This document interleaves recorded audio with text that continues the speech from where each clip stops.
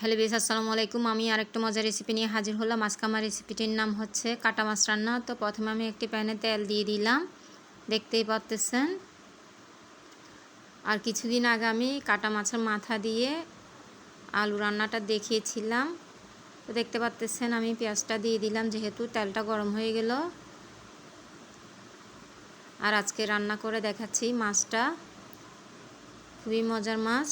আর এইভাবে রান্না করলে কিন্তু ছোট বড় সবাই পছন্দ করে থাকে, বিশেষ করে ছোটরা। কারণ এই মাছটার নাম যদিও কাটা মাছ, কিন্তু আসলে মাছটার গায়ে কিন্তু তেমনটা কাটা থাকে না, তাই বাচ্চারা খুবই পছন্দ করে থাকে। দেখতে পাচ্ছেন পানি দিয়ে দিলাম কষানোর জন্য, এরপর টমেটো কুচি দিলাম আর একটু নেড়ে চেড়ে দিলাম যাতে করে তেলটা ফুটে গায়ে না পড়ে। স্বাদ মতো লবণ দিলাম, আবারও নেড়ে চেড়ে দিচ্ছি। খুবই অসাধারণ একটি রান্না, গরম ভাতের সাথে খেতে খুবই ভালো লাগে। খুবই মজার মাছ এটি, দেখতেই পাচ্ছেন। 1 চা চামচ হলুদের গুঁড়া দিলাম এবং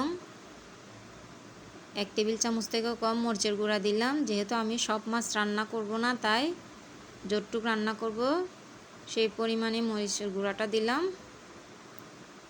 খুবই লোভনীয় একটি খাবার এটি,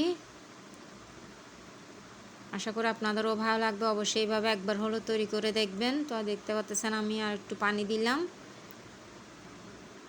যেহেতু কষানো হয়ে গেল আমি মাছটা দিয়ে দিব।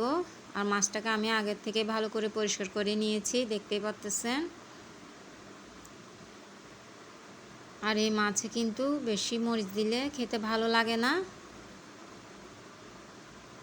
দেখতে পাচ্ছেন। নেড়ে চেড়ে দিচ্ছি, খুবই অসাধারণ একটি রান্না। দেখতে পাচ্ছেন আমি কাঁচা মরিচটা দিয়ে দিচ্ছি যাতে করে ঝালটা বের হয়ে যায়। বাকি টমেটো কুচি দিয়ে দিলাম।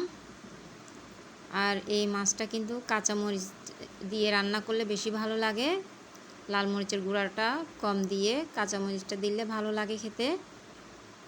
দেখতেই পাচ্ছেন মাছটাকে আবারও নেড়ে চেড়ে দিচ্ছি।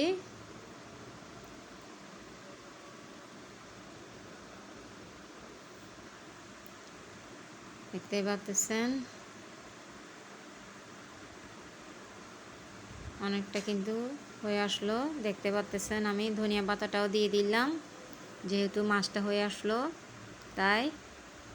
তো দেখতে পাচ্ছেন মাশাআল্লাহ তৈরি হয়ে গেল আমার কাটা মাছ রান্না। আশা করি আপনাদের সবার ভালো লাগবে।